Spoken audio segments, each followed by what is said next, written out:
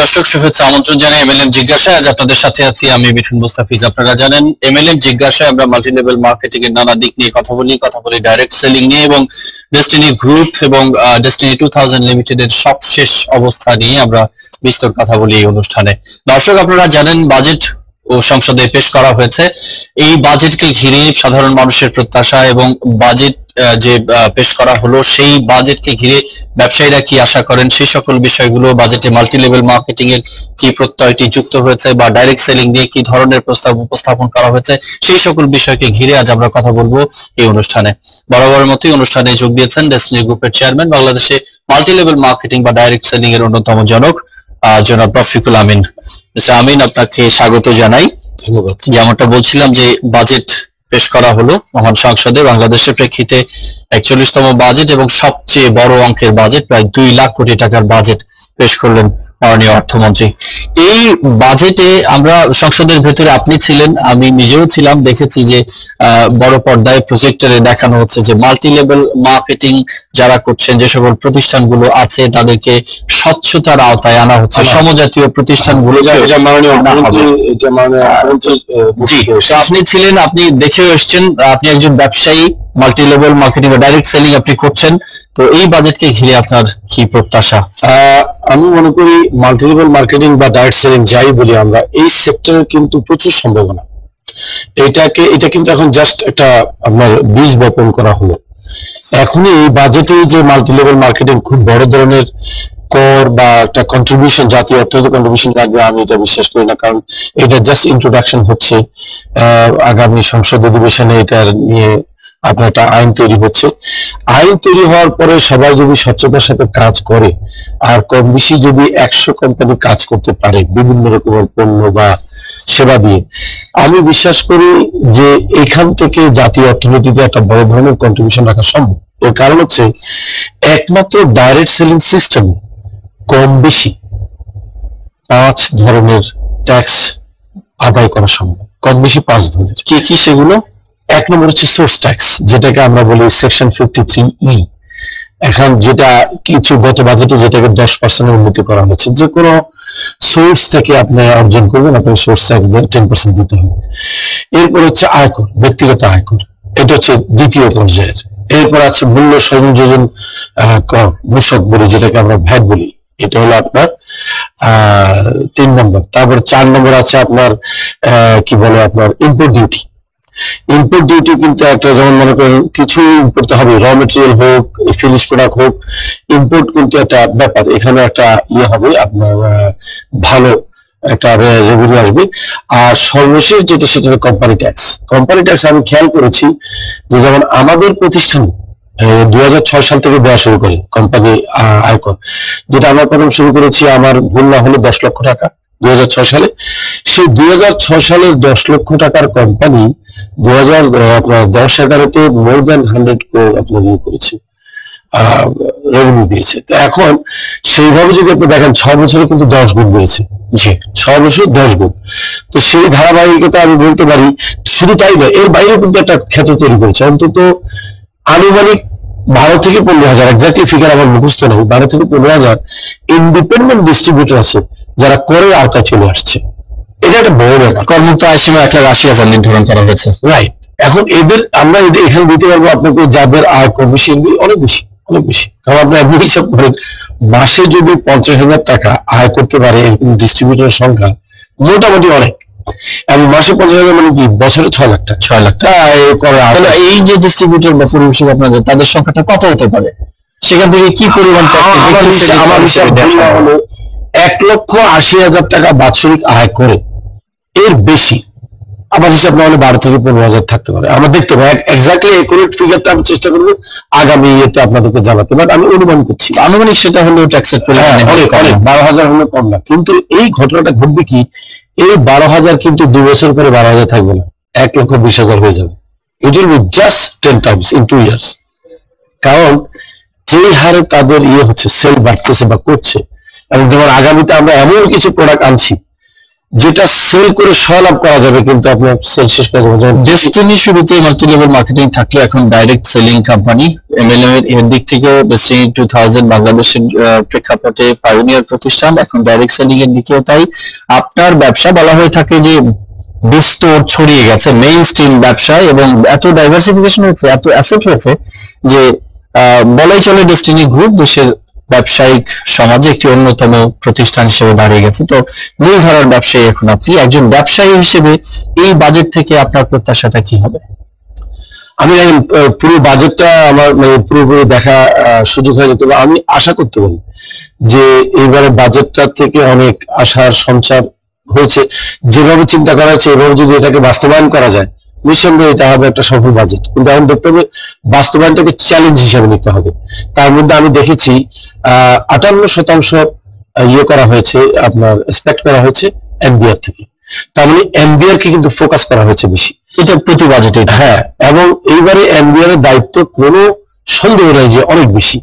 MBR যদি successfully সাপোর্টটা দিতে পারে, আমি আশা করব বাজেট সফল হওয়ার সম্ভাবনা আছে। আচ্ছা, তো এই বাজেটকে ঘিরে, বাজেটের আগে আমরা একদিন আগেই বিশ্ব পরিবেশ দিবস পালন করলাম। আপনাদের অনেক প্রোডাক্ট আছে যেগুলো পরিবেশ বান্ধব, আপনারা মেলানোর চেষ্টা করছেন ব্যবসা এবং পরিবেশ। বাজেটেও পরিবেশ সংরক্ষণ, পরিবেশ সুরক্ষার উপর জোর দেওয়া হচ্ছে, আইনগুলোকে আরো আধুনিক করার চেষ্টা এখানে আছে, জলবায়ু পরিবর্তন বা ক্লাইমেট চেঞ্জ তহবিল এখানে আছে। তো এই গ্রিন বাংলাদেশ, গ্রিন ইকোনমি, বাজেটকে যে গ্রিনারির চিন্তা ভাবনা, সেই প্রকল্প বাস্তবায়নে বেসরকারি খাত থেকে উদ্যোক্তা হিসেবে আপনারা কিভাবে এগিয়ে আসতে চান গ্রিন ইকোনমি নিয়ে? আমরা কিন্তু আসলে অনেক আগে থেকে শুরু করেছি। প্রায় 2006 সাল থেকে গ্রিন ইকোনমিতে আমরা সিদ্ধান্ত, যে কারণে আমরা ট্রি প্ল্যান্টেশনে আসা। আসলে আমরা যদি ব্যবসাটাকে এইভাবে দেখার চেষ্টা করি যে আগে আমার পরিবেশ, আগে আমার বাসযোগ্য অবস্থান, তারপরে ব্যবসা। ব্যবসাটাকে যদি আপনার মুখ্য না করে গৌণ করা হয়, মানে আপনার আমার কথা বলার উদ্দেশ্য হচ্ছে ব্যবসাটাকে যদি সেকেন্ড প্রায়োরিটি দেওয়া হয় আর পরিবেশটাকে যদি ফার্স্ট প্রায়োরিটি দেওয়া হয়, তাহলে কিন্তু এই ধরনের ব্যবসা টিকে যাবে। ব্যবসায়ীরা কি তাই কখনো করবে? আমার মতো সাধারণ ডিপেন্ড করে, জিজ্ঞাসা হচ্ছে যে ব্যবসাকে কিভাবে পরিবেশের সাথে এটা ডিপেন্ড করে অ্যাটিটিউডের উপরে, দৃষ্টিভঙ্গি।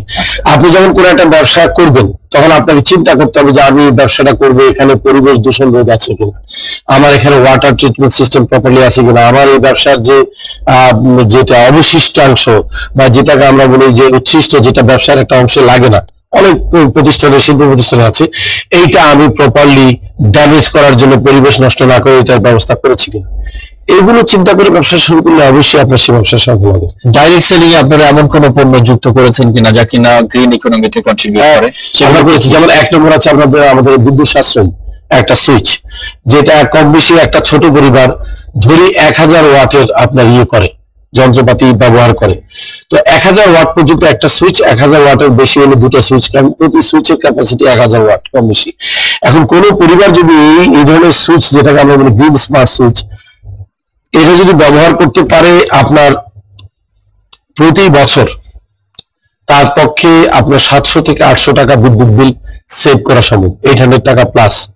সেটা কত ধরেছি? আমি ধরেছি যে ওই পরিবারের মাসিক বিদ্যুৎ খরচ 500 টাকা। তো মাসিক বিদ্যুৎ খরচ 500 টাকা হলে সেখানে 75 টাকা সেভ করা সম্ভব, এটা আমাদের অঙ্কে মিলেছে। তো আপনি দেখেন তাহলে কি দাঁড়াচ্ছে, প্রায় 800 টাকার মতো আমরা সেভ করতে পারি। এবং এই 1600 টাকা খরচ হবে একটা বিদ্যুৎ সাশ্রয়কারী অ্যাপারেটাসের দাম। যেহেতু এখানে আমি যতদূর জেনেছি মোটামুটি একটা ডিউটি আছে, খুব সম্ভবত 27% না কত ডিউটি আছে। এই ডিউটিটাকে যদি অফ করা যায় তাহলে দামটা আর কমে আসবে। আমি মনে করি এটাকে 1100 টাকায় নিয়ে আসা সম্ভব। তো এই ধরনের বিদ্যুৎ সাশ্রয়ী অ্যাপারেটাস আমার প্রস্তাব থাকবে বাজেটে, যখন আবার আপনার ইয়ে করা হবে, রিভাইজ করা হবে, বা যদি মূল্যায়ন করতে যায় যে এখানে কিছু সংশোধিত, তখন আমার মাননীয় অর্থমন্ত্রীর কাছে আমার এই অনুরোধ থাকবে, এই জাতীয় অ্যাপারেটাস মানে বিদ্যুৎ সাশ্রয় করে বাল্ব, সুইচ বা এই জাতীয় অ্যাপারেটাস, এগুলোকে যদি করের আওতামুক্ত রাখা যায় তাহলে মানুষ কিন্তু সাশ্রয়ী মূল্যে এটাকে কিনে ব্যবহার করতে হবে। সেক্ষেত্রে আপনি বলছেন যে এর মধ্য দিয়ে যে গ্রিন ইকোনমির পথে অবশ্যই সম্ভব, অবশ্যই সম্ভব। এবং প্রত্যেকের উচিত কিন্তু এই বিদ্যুৎ সাশ্রয়ে আপনার ইয়ে হওয়া, যত্নশীল হওয়া। কারণ আমরা শুধু বিদ্যুৎ প্ল্যান করে বিদ্যুৎ বাড়িয়ে লাভ নেই, বিদ্যুৎ যতটুকু হচ্ছে ততটুকু আমাদের করতেই হবে। আমেরিকাতে অনেক বেশি বিদ্যুৎ উৎপাদন হয়, জাপান হয়, অথচ এই দুইটা দেশ কিন্তু পৃথিবীর সবচেয়ে বিদ্যুৎ অপচয়কারী দেশ। ভারত 3 নম্বর, আমরা 4 নম্বর। এটা আমার স্ট্যাটিস্টিক্স নয়, এটা চাইনিজরা এসে একটা ইয়ে করেছে, তারাই আমাকে এই ডাটা দিয়েছে যে বাংলাদেশ 4th স্ট্যান্ড করে বিদ্যুৎ অপচয়, আননোয়িংলি, জানেও না যেটা করছে, এবং এটা তাদের অভ্যাসের কারণে হচ্ছে। কারণ অভ্যাসটা মানুষকে চেঞ্জ করতে চায় না, তাই অ্যাপারেটাস দিয়ে অভ্যাসটাকে অ্যাডজাস্ট করা যায়। আমার কাছে কিন্তু তথ্য আছে যে ডেস্টিনি গ্রুপের শোরুম বা গাড়ির ব্যবসাও এর সাথে যুক্ত আছে। আমরা বিষয়টি এখনো জানি না, তবে রিকন্ডিশন গাড়ির যে দাম বাড়ছে বাজেটে, আমরা আসলে দেয় আমাদের ডিস্ট্রিবিউটর রিকন্ডিশন গাড়ি কিনছে। গাড়ি একটা জিনিস কি আসলে লাক্সারি জিনিস, আপনার ব্যবহারে অনুৎসাহী করা ভালো। এই অনুৎসাহী করতে গিয়ে কিন্তু ডিউটিটা বাড়ানো হচ্ছে। কারণ আপনাকে মনে রাখতে হবে এই সমস্ত জিনিস কিনতে গিয়ে প্রচুর বৈদেশিক মুদ্রা চলে যাচ্ছে। আমরা বলবো যে ব্যক্তিগত পর্যায়ে প্রাইভেট সেক্টরে যে কোনো প্রতিষ্ঠান, সেটা আমরা হতে পারি, যে কোনো কোম্পানি হতে পারে, যদি আসলে মোটর গাড়ি আপনার ওইভাবে গ্রিন মোটর, আজকাল কিন্তু চায়নাতে আপনার ব্যাটারি চালিত মোটর গাড়ি পাওয়া যায়, যেটাকে বলা হয় গ্রিন কার। যদি গ্রিন কারের প্রযুক্তি যদি বাংলাদেশে ডেভেলপ করা যায়, তাহলে আমার মনে হয় যে এইখানে তখন আপনারা কি এগোতে চাচ্ছেন এই প্রকল্পে? ইচ্ছা আছে, এখন আমরা ভাবিনি।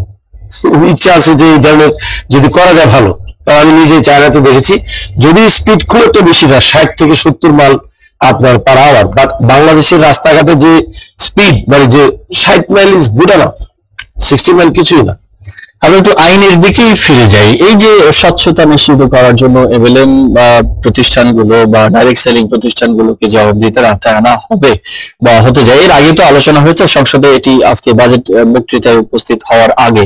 তো সেটি আসলে কিরকম হওয়া উচিত? আপনাদের প্রত্যাশাটা কি, যে এমন কোন কঠিন নিয়মের মধ্যে আপনারা মানে পড়তে যাচ্ছেন বা করতে হতে পারে যাতে করে ব্যবসা গোটাতে হতে পারে কিংবা খারাপ ভাবে প্রভাবিত হবে ওই আইনের দ্বারা, এরকম কোনো কিছু কি? আমি এটা বিশ্বাস করি না এই ধরনের কিছু আসতেছে। একটা জিনিস হতে পারে যে আমরা এমন কিছু ফলো করছি না যেটা আমাদেরকে শুরু করতে হবে। এখন একটা জিনিস দেখেন, কোন একটা আইন আসলে অবশ্যই আইনের প্রতি শ্রদ্ধাশীল সেটাকে শুরু করা উচিত। তবে এমন কিছু আসবে বলে আমার মনে হয় না যে একেবারেই এটাকে খাপ খাইয়ে নেওয়া যাবে না। এইখানে যে জিনিসটাকে আমি সংযোজন করতে চাই, আমি জানি না, আমি এখন পর্যন্ত খসড়া যেটা লেটেস্ট এটা এখন আমার হাতে আসেনি, আমি করিনি। তবে কতগুলো জিনিসকে সিরিয়াসলি মূল্যায়ন করতে হবে। সেটা হচ্ছে যারা এমএলএম হোক, ডাইরেক্ট সেলিং হোক, নেটওয়ার্ক মার্কেটিং হোক বা সমজাতীয় প্রতিষ্ঠান, সমজাতীয় বলতে কি আপনি মাল্টিপারপাস কোঅপারেটিভ? না, এটা বলছি না, মানে যে সমস্ত প্রতিষ্ঠানে পণ্য ভিত্তিক, সেবা ভিত্তিক লেনদেন হচ্ছে এবং যেখানে প্রচুর পাবলিক ইনভলভ হয় এক ধরনের কর্মসংস্থানের উদ্দেশ্যে, এইটার কথা বলছি। সেই ক্ষেত্রে যারা উদ্যোক্তা পরিচালক থাকবে তাদের কতগুলো জিনিসকে মূল্যায়ন করতে হবে। তারা বিগত কত বছর ইনকাম ট্যাক্স ক্লিয়ার দিয়েছে, তাদের ব্যাপারে কোনো ফৌজদারি কেস হয়েছে কিনা, তারা কোনো সাজাপ্রাপ্ত কিনা, তাদের এই বিষয়ে কমপক্ষে 1/3 পরিচালকের এই বিষয়ে দক্ষতা আছে কিনা, তাদের ট্রেনিং ব্যবস্থা আছে কিনা, তাদের নিজস্ব ট্রেনিং টুলস এর ব্যবস্থা আছে কিনা, তাদের বিজনেস ম্যানুয়াল আছে কিনা, তাদের ডিস্ট্রিবিউটর বিজনেস ম্যানুয়াল আছে কিনা। এই ধরনের অনেকগুলো ছোটখাটো জিনিস আছে যেগুলো না থাকলে এই ডাইরেক্ট সেলিং আইনের সার্থকতা কিন্তু অতটুকু হবে না যতটুকু আমরা আশা করছি। যেমন আপনি যদি এর দিকে তাকান, মালয়েশিয়ার যে ডাইরেক্ট সেলিং অ্যাক্ট, সেখানে এমন কথাও লেখা আছে, রাত কটার পরে আপনি যেতে পারবেন না কাউকে স্পন্সর করতে বা কাউকে ডিস্টার্ব করতে। আমার মনে খুব সম্ভবত, আমি যদি ভুল না করি, রাত 9টার পর। আমি ওই প্রসঙ্গে আসতে যাচ্ছিলাম যে মালয়েশিয়ার ডাইরেক্ট সেলিং কোম্পানিগুলো বা নেটওয়ার্ক মার্কেটিং কোম্পানিগুলোর সাথে আপনার ভালো পরিচয় আছে। আপনি কানাডায় যারা মাল্টি লেভেল মার্কেটিং এ সাকসেস করেছেন তাদের সাথে আপনার সম্পর্ক আছে, এবং এই সকল দেশের আইনগুলো নিয়ে আপনার পড়াশোনা করা আছে। তো তাদের আইনগুলোর মডেলগুলো কি, যেগুলো থেকে বাংলাদেশ চয়ন করতে পারে, গ্রহণ করতে পারে, সহযোগিতা নিতে পারে, সেগুলো কি? মোটা দাগে 2-1টি পয়েন্ট। আমি এবার একটা কথা বলি, মাল্টি লেভেল মার্কেটিং কোম্পানিগুলোর সাধারণত নেচার হচ্ছে তারা উৎপাদনকারী প্রতিষ্ঠান, তারপর তারা তাদের নিজস্ব ব্র্যান্ডের পণ্য বাজারজাত করে, এবং তাদের ব্র্যান্ডের পণ্য বাজারে কোথাও পাওয়া যাবে না, এবং এটা এত ইউনিক, এটার প্রাইস তারা যেভাবে করে বাইরের লোকদের পক্ষে এটার প্রাইস জাস্টিফাই করা একেবারে অসম্ভব। সাধারণত তাদের পণ্যের মধ্যে একটু ক্যারিসমেটিক ব্যাপার থাকে। সে ক্যারিসমেটিক কি, আপনি দেখবেন মাঝে মধ্যে টিভিসিতে এমন কিছু তেল আছে, এমন কিছু জিনিস আছে যেটা মালিশ করলে আপনার অনেক রোগ ভালো হয়। এখন হতেও পারে, কথা হচ্ছে হতেও পারে, রিস্কটা দেবে কে? আপনাকে রিস্ক নিতে হচ্ছে। তো আমি চাচ্ছি এখানে ভোক্তা রিস্ক নেওয়ার আগে এইটার ক্যারিসমেটিক গুণাবলীগুলোকে আবার কেউ সার্টিফাই করুক। আমরা প্রতিবেশী দেশের টেলিভিশন চ্যানেলগুলোতে মধ্যরাতের পর যেভাবে প্রতিষ্ঠিত চ্যানেলগুলোতে বিজ্ঞাপন দেখি এই ধরনের পণ্যের, তো সেগুলোর কথা আপনি ইঙ্গিত করছেন কি? আমি সেই কথাই বলছি, ওই জাতীয় পণ্য যদি মাল্টি লেভেলে আনা হয় তাহলে অনেক কেয়ারফুল থাকতে হবে, এটা গেলে একটা চ্যাপ্টার। কিন্তু নেটওয়ার্ক কোম্পানিগুলো কিন্তু সব তা করে না। নেটওয়ার্ক কোম্পানিগুলো তাদের নিজের পণ্য থাকবে, আবার প্যারালালি সমজাতীয় পণ্য ভিন্ন ব্র্যান্ডে তারা বিক্রি করবে। যেমন মনে করেন আমি ডেস্টিনি ব্র্যান্ডের টেলিভিশন বিক্রি করতেছি, এখন পাশাপাশি বাজারে কিন্তু অন্য ব্র্যান্ডের টেলিভিশন থাকতে হবে যাতে মানুষ অ্যাপেল টু অ্যাপেল কম্পেয়ার করতে পারে। কিন্তু দেখা যাবে যদি বাজারে থাকে অ্যাপেল আর আমার কাছে থাকে orange, it is very difficult আসলে কোনটাকে আমি বেশি, কোনটাকে আমি বেশি মূল্যায়ন করবো। অ্যাপেলের দাম বেশি, কারণ পৃথিবীতে এখনো অনেক দেশ আছে, কোন দেশে অ্যাপেলের দাম হচ্ছে একেবারে তরকারির দাম, অরেঞ্জের দাম বেশি, আবার কোন দেশে অরেঞ্জের দাম কম, আঙ্গুরের দাম বেশি। এবং আমি কানাডাতে দেখেছি সবচেয়ে চিপেস্ট প্রাইসের ফ্রুট হচ্ছে আঙ্গুর, আর আমাদের দেশে আঙ্গুর খাওয়ানো হয় একেবারে সর্বশেষ যাত্রার সময় মানুষের জন্য নিয়ে যাচ্ছে, হয়তো উনি বাঁচবেন কিনা যায় না, আঙ্গুর নিয়ে যায়, যেটা আমার দেখা, আমরা অনেক সময় নিয়ে যেতাম, কারণ ভেরি কস্টলি, 80 টাকা সেট ছিল তৎকালীন সময়। এগুলো মনে হয় উৎপাদন এবং ওই এলাকার জোগাড়ের উপর নির্ভর করে অনেক কিছু। হ্যাঁ, অবশ্যই আপনার সচরাচর প্রাপ্তির উপর নির্ভর করে। আমি বলছি যে ডাইরেক্ট সেলিং এর মধ্যে network marketing, telemarketing, multi level marketing এক নেচারের নয়, তাই ক্যাটাগরিক্যালি করা উচিত। যেহেতু আজকে আমরা বাজেট ভিত্তিক আলোচনা করছি, একদম সংক্ষেপে আপনি শেষ করবেন যে আজকে যেমন সংসদে আপনি যান, সাংসদদের সাথে আপনার কথা হয়েছে, ব্যবসায়ী সংসদ সদস্য যারা আছেন তাদের সাথে কথা হয়েছে, সাংবাদিকদের সাথে কথা হয়েছে, তো তারা আপনাকে হয়তো আইনটি দেখে, পরিচয় আছে অবশ্যই, কিছু জিজ্ঞেস করেছে বা প্রতিক্রিয়া জানতে চেয়েছে, তো সেই ধরনের একটা অভিজ্ঞতা সংক্ষেপে শেয়ার করুন। প্রতিক্রিয়া জানতে চাওয়ার সুযোগ ছিল না, কারণ তখনও আপনার ইয়ে চলছিল, আপনার বাজার অধিবেশন চলছিল। আমি জাস্ট একজন সাংবাদিক বন্ধুর টেনশনে এনেছি, মানে উনি বললেন যে হ্যাঁ আপনাদের তো এটা হচ্ছে, আইনের আওতায় আনা হচ্ছে, মানে আমরা দুজন সাংবাদিক বন্ধু এটাকে ইয়ে করেছি, মানে অ্যাটেনশনে এনেছি। তো দেখলাম যে মাল্টি লেভেল মার্কেটিং লিখে এখানে লেখা হয়েছে ডান দিকে, এটা স্বচ্ছতার আইন তৈরি করা হচ্ছে। ডিটেইল অ্যাকচুয়ালি মাননীয় অর্থমন্ত্রী মহোদয় জাননি, যেহেতু আমি শুনেছি যে আজকের একটা গণমাধ্যমে যে এইটা আবার মাননীয় প্রধানমন্ত্রী আবার এটাকে নীতিগতভাবে আরেকটা ইয়েতে পাঠিয়েছেন যেখানে তারা এটা দেখবেন। তো আমার কথা হচ্ছে যাই হোক, এটা যে একটা স্থান পেয়েছে আজকের এই বাজেট বক্তৃতা, এটার জন্য আমরা যারা ডাইরেক্ট সেলিং কোম্পানির মালিক এবং আমরা যারা এই স্টেক হোল্ডার, আমাদের পক্ষ থেকে মাননীয় অর্থমন্ত্রীকে আমরা অসংখ্য ধন্যবাদ জানাই যে উনি এই বিষয়টাকে আজকের বাজেটে একটা ছোট অংশ হিসেবে উনি গুরুত্ব দিয়েছেন। মোহাম্মদ রফিকুল আমিন, চেয়ারম্যান ডেস্টিনি গ্রুপ, আপনাকে অনেক ধন্যবাদ। প্রিয় দর্শক, আপনারা ছিলেন এমএলএম জিজ্ঞাসা, আমরা কথা বলছিলাম ডেস্টিনি গ্রুপের চেয়ারম্যানের সাথে। আজকের অনুষ্ঠান দেখার জন্য আপনাদের সবাইকে ধন্যবাদ। সবাই ভালো থাকবেন, এমএলএম জিজ্ঞাসার সঙ্গে থাকবেন।